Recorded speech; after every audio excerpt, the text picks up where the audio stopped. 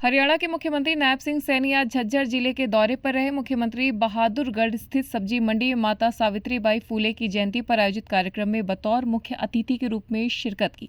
कार्यक्रम में पहुंचते ही मंच से सीएम नायब सैनी ने लोगों का अभिवादन किया। भाजपा के राष्ट्रीय सचिव ओम प्रकाश धनखड़ भी मौजूद रहे। मुख्यमंत्री नायब सिंह सैनी ने माता सावित्रीबाई फूले के चित्र पर पुष्पांजलि भेंट की।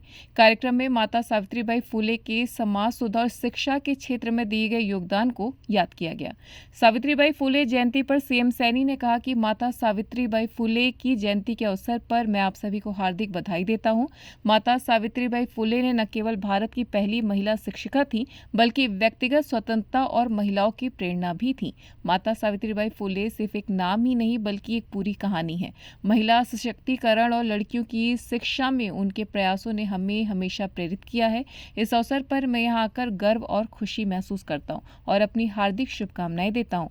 इसी के साथ सीएम नायब सिंह सैनी ने कहा कि मुझे खुशी है कि माता सावित्रीबाई फूले द्वारा महिला और बेटियों के लिए किए गए कार्यों ने हमारी सरकार को प्रेरित किया है और हम लगातार उस दिशा में काम कर रहे हैं। प्रधानमंत्री जी ने इस उद्देश्य के लिए हरियाणा को चुना था। फरवरी 2015 में माननीय प्रधानमंत्री जी हरियाणा के पानीपत की ऐतिहासिक धरती पर आए और बेटी बचाओ बेटी पढ़ाओ का नारा दिया। सावित्रीबाई फूले की जन्म जयंती के ऊपर हम एकत्र हुए हैं। आप सबको बहुत बहुत बधाई है।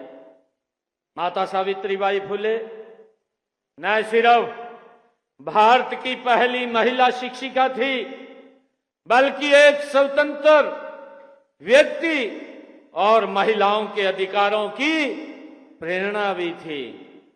माता सावित्रीबाई फूले केवल नाम नहीं, बल्कि एक पूरी कहानी है।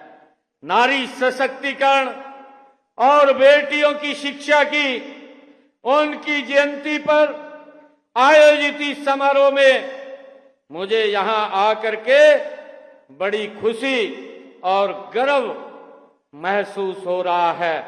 मैं आप सबको पुनः माता सावित्रीबाई फूले जी की जयंती की हार्दिक बधाई और शुभकामनाएं देता हूं।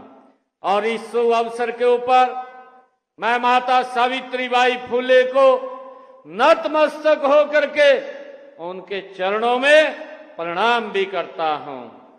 माता सावित्रीबाई फूले का जन्म उस समय में हुआ जब समाज में अनेक कुरीतियां और अंधविश्वास था।